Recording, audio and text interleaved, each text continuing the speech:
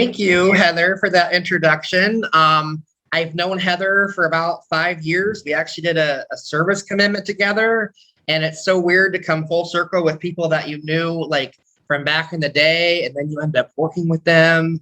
It's just amazing. So when I was asked to do a webinar, I kind of thought about what I would like to impart upon the world, and I really think it's important to sparkle no matter what. And I think that there are some ways that we can do that. So we're going to talk a little bit about self-love, spirituality, radical acceptance, and vulnerability, and how we use those things together to sparkle.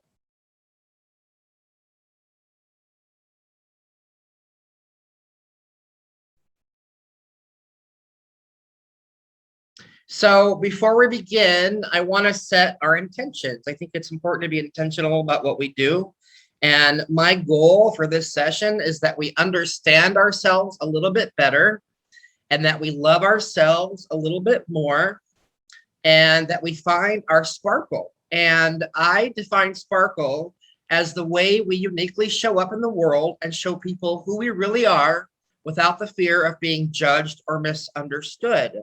This is the way we shine. This is the way we show people exactly who we are and thrive. This is about thriving. So our objective today is to use this recipe for life to make your life better than you could ever imagine by being authentic and finding your sparkle.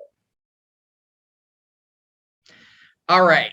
So we are in a pandemonium. The last year and a half has been unlike anything any of us have ever gone through, right? It's a pandemonium.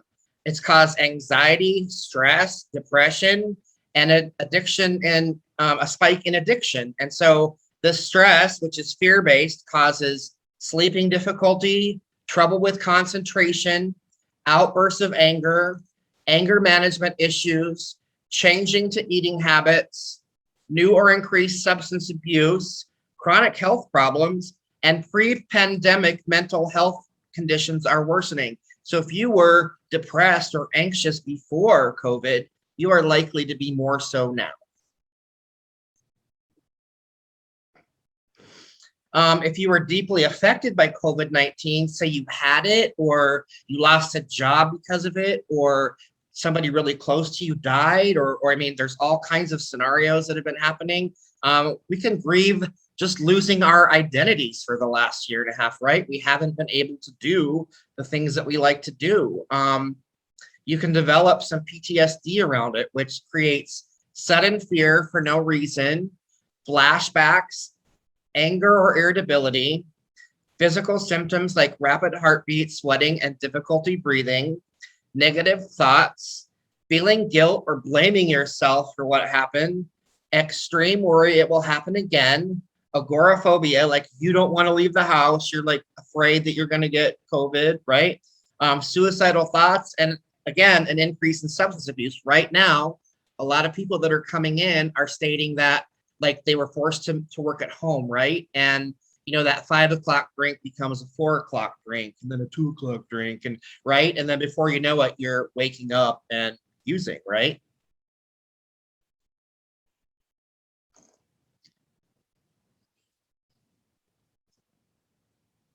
All right, so let's get into how we move through that. So I am also going to relay kind of a personal story to go along with this. I lost my father earlier this year, and I had to use these things to get through that. Ironically, or maybe not so, last May, I ended up in the hospital with a binary pulmonary embolism, and it was right at the beginning of COVID. So nobody was allowed to come visit me, and it was very scary. And I just didn't, I was scared, right? And a man that was a friend of mine at that time called me up and he said, Patrick, I can see that you're really struggling. And I think that if you look at it less from what you are lacking and more from what you could get out of it, which is leaning into God, that you might find that God is actually calling you toward him. And so that was about halfway through my stay. And once I kind of let go of my fear and leaning into it, I had a much better experience. And it turns out that time was setting a foundation for some things that were about to happen in my life where I really needed to utilize my spirituality and my faith. So Carl Jung, who was a psychotherapist back in the day with Freud, says that every psychological struggle is ultimately a matter of spirituality. We are either in the storm, out of it, or preparing for the next one. The storm isn't always bad. However, it is washing away what no longer serves us. The storm ultimately produces a harvest and a rainbow, and we get to be the rainbow in someone else's path by lighting it up for them, by sharing how we conquered our own darkness, right? Like, I wouldn't be sitting here as a therapist today if all the things that happened to me back then to bring me into sobriety hadn't happened, right? My partner died and I used over it. And I ended up as a therapist because I realized that what happened laid a foundation for me to want to help other people going through the same thing. So that's how we use our darkness to help others. All right. We choose spirituality over fear to sparkle up. And in doing so, it gives us hope for the future, right? I'm laying in a hospital bed and I don't know, it's kind of scary. I'm a big boy. I didn't know what was going to happen. And suddenly by leaning into my spirituality, I had hope and I wasn't scared anymore. It increases meaning in our lives. It allows us to let go. It creates connectedness we feel a part of and less isolated and alone. So again, I'm laying in a hospital bed, not knowing my fate, and I don't feel alone anymore. I feel connected. It gives us a sense of purpose. It helps us gain perspective. It helps us create peace in difficult situations. So I am, instead of being afraid and anxious, I feel peace. It helps us let go of what no longer serves us. It helps us move through fear. It gives us something to cling to in times of stress. It helps us dream for the future, and it helps us believe that we will get through things. So suddenly, after being in the greatest fear of my life, I knew that I was going to be okay.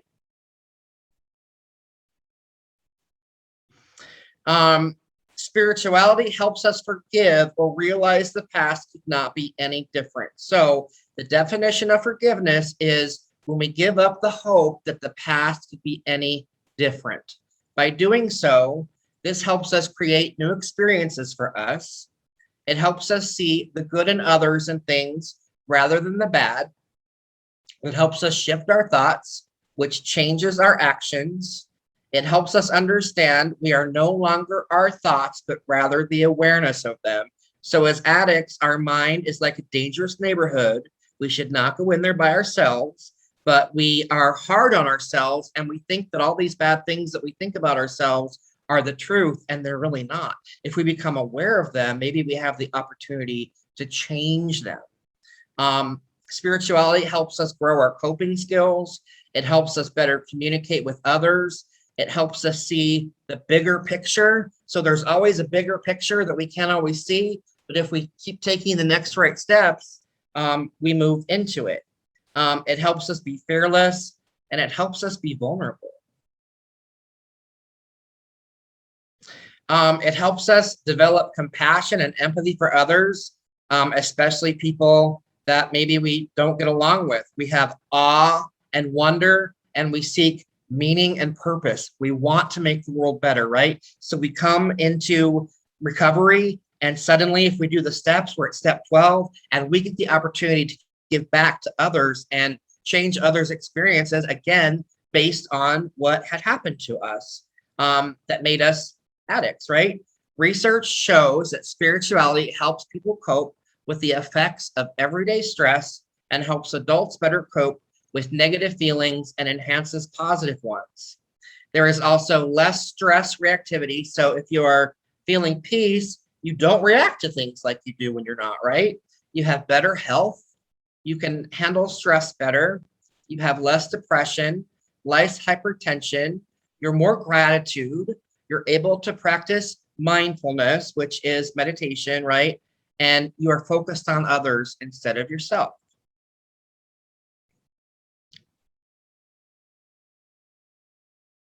All right. Fearless vulnerability. The only way out is through. So I get out of the hospital and literally, right, like my mom had been in the hospital about 2 weeks before me, and my dad about 2 weeks after. He had Parkinson's, and he fell in the garage, and it was June, and he laid on the ground for like 2 hours before anybody found him, and he hit his head, so there was blood, and it was bad, right? And I was scared, and I had a sense that this was it. A lot of times, with people that have illnesses like that, it's a fall that starts the end. And I just had a feeling that it was the end. And part of the another issue that I had was my dad and I, we fought a lot. We didn't see eye to eye. Nothing I ever did was right in his eyes. It was just kind of, even though I was there for him, and it was not a great relationship. And so what I did through this whole period of time is I shared about it. Like when I would go see him and he would scream and yell at me and make me feel small, I would talk about how I felt. And sometimes just saying how we feel reduces the heaviness of it. Just putting it in the air makes it not as heavy. And I think that that's important, especially in early recovery, that we talk about the 10,000 pound phone, right?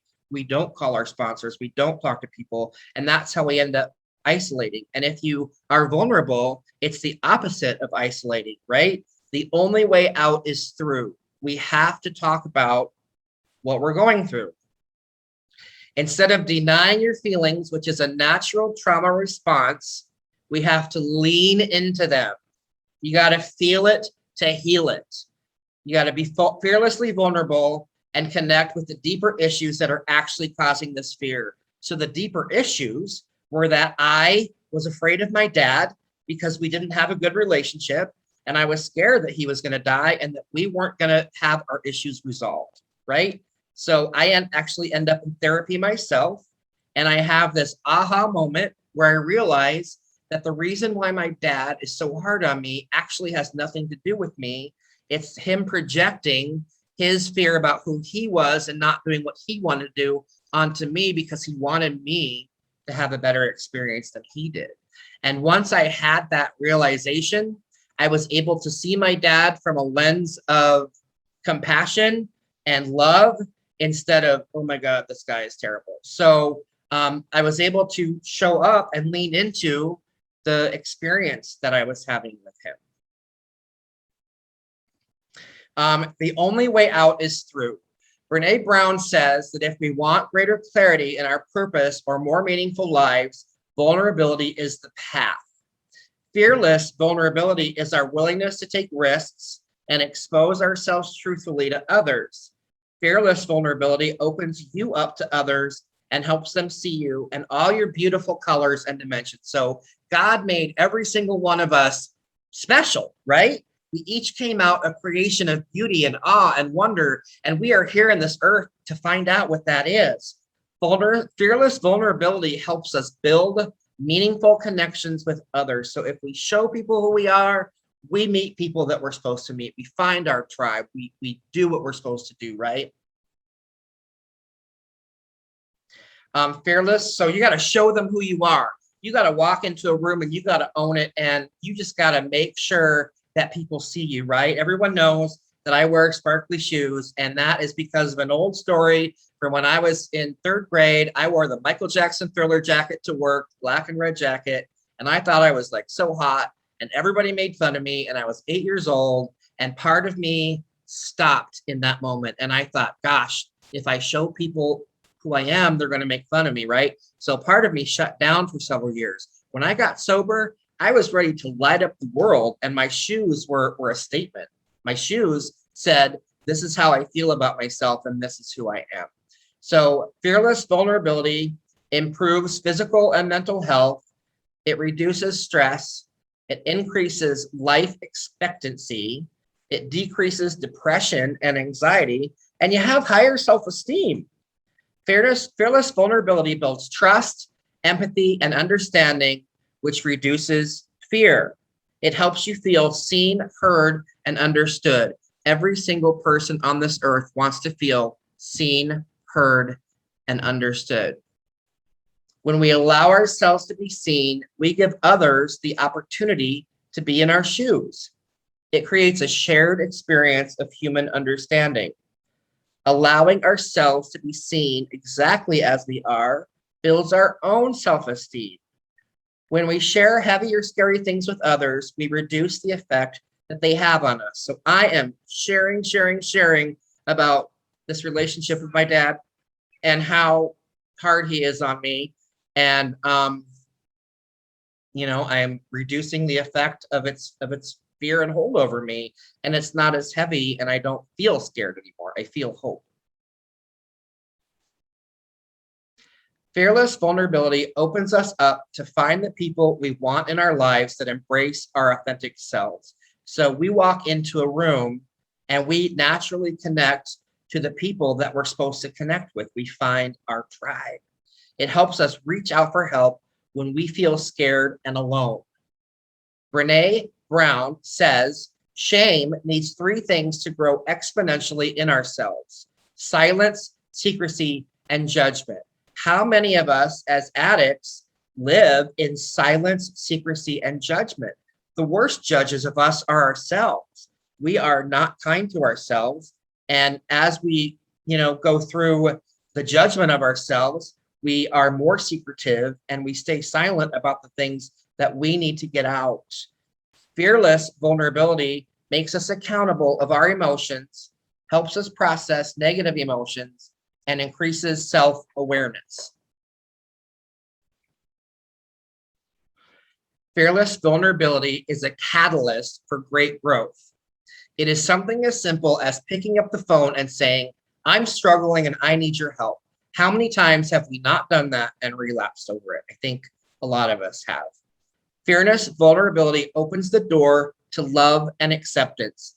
As psychotherapist Carl Rogers said, the curious paradox is when I accept myself just as I am, then I can change. So that's a shift.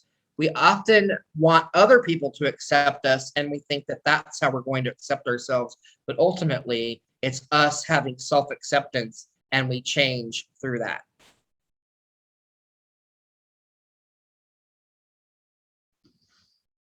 All right, radical acceptance, life on life's terms. A lot of us bristle at the thought of this, but so my mom has just been in the hospital. I have just been in the hospital. My dad is really in the hospital, and I'm realizing that he's never going to walk again. His hands are like concave. He's never going to hold anything again.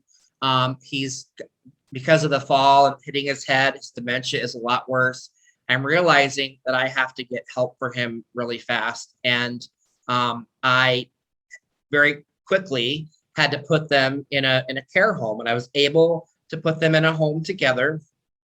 And I knew instinctually that it was the end for my dad. And so rather than hiding from it, like I probably would have before, I went into it. I leaned into it, and I would go to the home, and my dad was pretty mad at me. I took away his freedom in his mind. And so he would scream and yell at me and call me names and be really mean. And in the past, when he had done that, I would get really upset and I would cry, and I would call my sponsor and say, why is my dad so mean to me? And it would be like this whole thing. And now I was able to disconnect from the trauma of that. And I was able to connect to the truth that his reaction had nothing to do with me. His reality was that his life was ending and he was scared. So I was able to show up for him and be the one that guided him towards that. So when he would yell at me, I'd stand there and be peaceful. When he would yell at me, I would show him grace. When he would yell at me, I would show him patience, right? I just showed up with love, and I accepted that this is what was happening, right? And so radical acceptance defined is accepting oneself, situation, and other people and places and things exactly as they are. My dad is going to die. He's not going to be very nice to me, but I still have to show up because he needs me, right? It's life on life's terms. We no longer try to bend things to fit our will, which ultimately leads to failure. Radical acceptance is entirely accepting and even embracing the reality of the situation.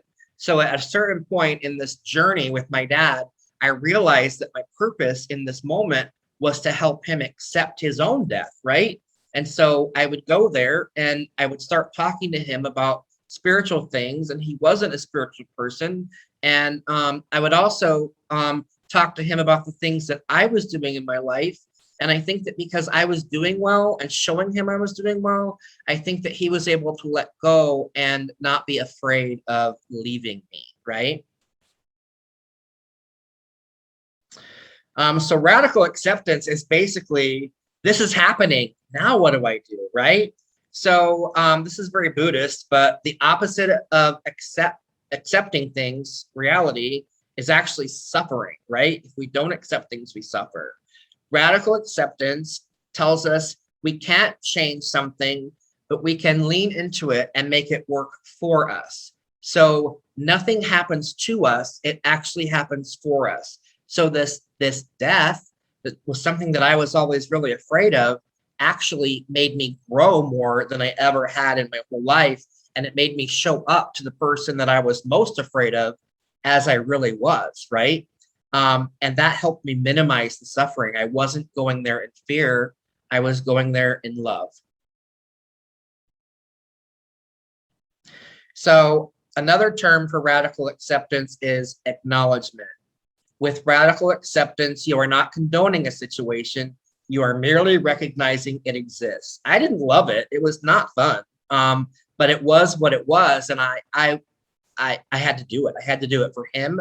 And I had to do it for me. I had to close the circle, right?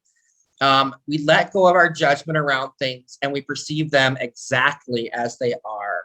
We become aware of how our negativity casts a cloud of judgment over things, and we move toward willingness. I cannot tell you how important willingness is in recovery. If we are not willing, we don't move forward. I can trace me sitting in this chair talking to you right now with being willing, because I had a grief counselor in early sobriety tell me that she didn't know how to help me with my addiction, and then I had to go to one meeting to see her. And that one meeting became two, and then a men's group, and then a sponsor, and then the steps, and then service, and then a book, and then a new career, and then another book, and so on and so on. I took one suggestion, and it changed my life. Radical acceptance means that we understand that situations are inevitable due to what happened prior to them. So there is an organization to this thing we call life that is always moving, and every situation we're in is because of the choices that we make, right? Again, things don't happen to us, they happen for us, and everything, all of you sitting wherever you are, it was part of a grand design, and we were all chosen for this moment, right? We put ourselves in every situation we are in. We are the common denominator. We let go of control and we reduce unrealistic expectations. So control makes everything go bad, right? When we let go, things happen as they're supposed to. We live in the present moment and we make a conscious choice over and over to do so until we are no longer living in the past or worried about the future. We are usually either back here or we are up here, and we need to be right here, right? This acceptance puts us front row and center in our own reality, which we alone are responsible for. Nobody else is responsible for my happiness, right? I create my own joy and I am responsible for me. Radical acceptance is a form of dialectical behavior therapy, which is a type of cognitive behavior therapy that identifies and changes negative thinking patterns and pushes for positive behavioral changes. So everybody does DBT if you're doing step 11, because DBT is meditation, right? It's also deep breathing, grounding, and other tools we can use to bring us back into the present moment. Anytime we are anxious, if we stop and we breathe and we connect to our breath, we can change how we feel. Meditation is also a great tool for this, as is prayer. So there are some mantras for radical acceptance that help us. We can also say affirmations, right? I can get through this. It's only temporary. It is what it is. I can accept this and still be happy. Rather than blaming and judging myself, I need to take appropriate action. I can feel bad, but I can still choose a new and healthy direction. I'm going to be okay. I can't change the past. This happened for me, not to me. I can problem solve if I stay in the present moment. Everything is temporary. I won't be upset about this tomorrow. Have you ever been so upset about something and thought it was the end of the world, and then the very next day, you don't even think about it? Like, honestly, like, we get in our heads so much that we forget that we've gotten through every single bad thing that ever happened to us, right? Every single thing. And we'll get through the next thing.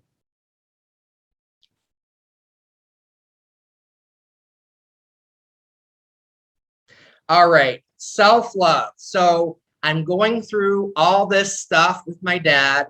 It's like this pivotal, like, life moment, everything I've ever done in my whole life, this broken, weird relationship, and how it's like morphing into this like loving, beautiful thing.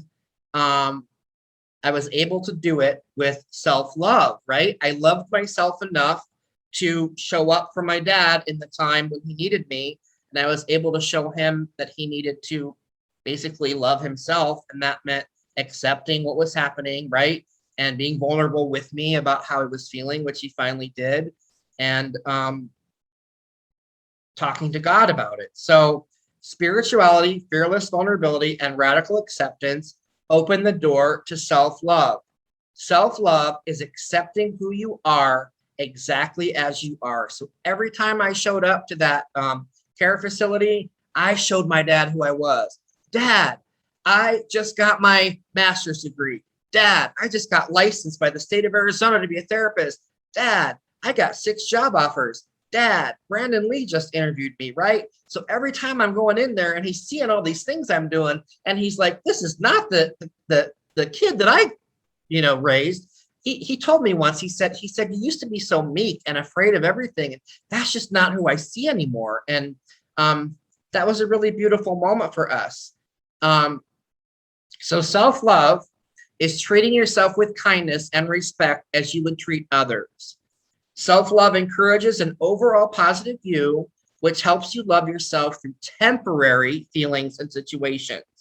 Self-love helps us let go of what no longer serves us, changing our perspective on situations and allowing us to be gentle with ourselves no matter what. So as I'm going through this life-changing thing with my dad, I'm being gentle with myself and I'm giving myself the space when I need it. There were times going through that situation where sometimes I had to pull away, and on a Saturday, I had to just be alone for a day, and I had to sit with my salt lamp on and, just ground myself and bring myself back to me, because that was really heavy. At the same time, I was starting a new career, and I also had some health issues, right?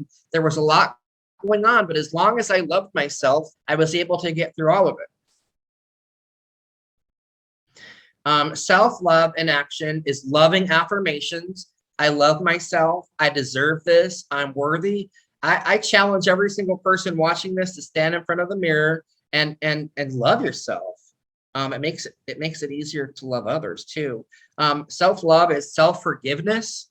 It is being responsible for meeting your own needs. So the opposite of that is codependency, right? I expect somebody else to meet my needs, and I do things to manipulate others to make them love me, right? Well, if I love myself, I don't have to do that anymore. And I can sit on my own on a Saturday and watch Netflix and be okay and not be like, oh, like FOMO or whatever, right? I just don't have that. I'm good, right? Self-love in action is being assertive. It's valuing your feelings. It's putting yourself first. It's saying no when you mean no. I used to be a yes man, right? Oh, I'll do this for you. Oh, I'll do that for you. And it would make me upset, right? I don't say yes to things I don't want to anymore. I say no. No is a complete sentence. Self-love in action is avoiding people who hurt you. Look, just because somebody was your friend 3 or 4 years ago, it doesn't mean that you have to be friends now, right? You do not have to be around people that dull your sparkle. Self-love is living in accordance to your values. It's holding yourself accountable, giving yourself healthy treats. So while all this stuff was going on with my dad, I was going to get a facial, and I was getting massages, and I was getting pedicures. I was taking care of myself. I was loving myself because it was a spiritual kind of battle almost, right? Self-love is setting realistic expectations. It's embracing your flaws. Like, I am perfectly imperfect, right? Like, there are so many things about me that probably are not ideal. But I am pretty okay with myself as I am, and I didn't used to be. Self-love is asking for help. And again, as addicts, we do not ask for help. I think that if we just could ask for help, it would help us so much. Self-love and action is working through trauma. So all of us, most of us as addicts have trauma. We have a natural trauma response to certain things. Sometimes certain people make us feel a certain way. That could be either a trauma response or a trauma bond. We have the opportunity to work through that if we want to. Self-love is finding our higher power. Self-love is self-care. I'm sure a lot of us, when we're in our addiction, don't take care of ourselves, don't sleep, don't eat, don't shower. I mean, those are really simple things that we can do to take care of ourselves. Self-love is setting boundaries, working through grief. It's opposite action. It's doing the opposite of what we want to do in the moment. So it is when I don't want to go to a meeting because I'm tired because I worked all day, it is showing up and going to that meeting, right? Last night, I had no intention of going to a meeting. I went to a meeting anyway, and I had a spiritual experience at this meeting. It was one of the best meetings I had been to in a long time, and I didn't intend to. I just did the opposite of what I wanted to do. Self-love is living in gratitude, and probably the most important thing, self-love is letting go. Letting go. It's that step 3 experience when we let things go and we give it to our higher power because we don't have control over it, and we'll never have control over it, and we can't have control over it, right? We have to let things go. Self-love is a spiritual act of love we give to ourselves, which shifts the very core of who we are and how we show up in the world. When we love ourselves, we show others how to treat us, and we no longer allow situations and people to come into our lives who take us away from ourselves. Well, self-love is the ultimate path to personal acceptance that increases vulnerability and helps us show the world who we really are. Self-love teaches us how to show up for ourselves. So, self-love allows us to love others because we are standing in our truths and we are no longer hiding behind our fears. So I was very afraid of my father. I was afraid of the way he treated me, right? But because I was able to show up with the power of self-love, like I describe it as I put on my armor of God, right? Every time I went there and I had this armor on me, and he would scream and yell at me and berate me, and he's so mad, but I wasn't hiding behind fear anymore. I was showing up in love, and that's what he felt, and that's ultimately how he was able to accept his demise. And you know, the last words I heard from him were him praying with me. This was not a man that prayed. And the last thing that was said to me that he said about me was his hospice nurse told me that he told her that he had made a deal with God, that if God took him, he could be my guardian angel and get a front row seat to what I was doing. So, hello, Dad.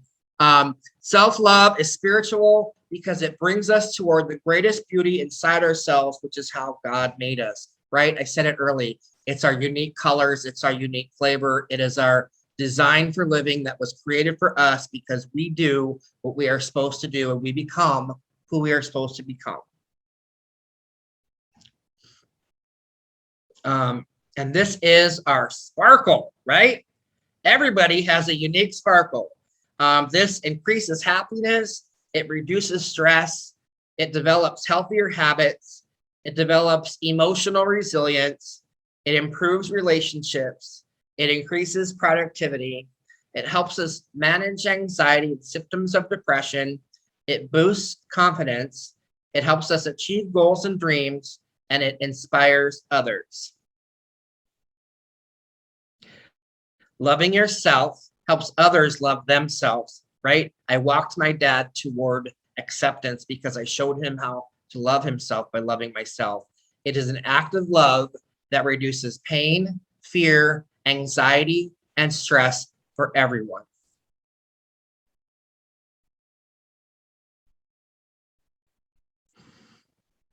So, if you want to sparkle no matter what, follow this recipe, right? Keep the faith. Always choose spirituality over fear to sparkle up. Be authentic. Use fearless vulnerability to show them who you are. Not who he is, not who she is, who you are. Radical acceptance is key. The more you accept about a situation, the more you glow and grow. Love yourself first. Everything you ever wanted is inside you, and you sparkle.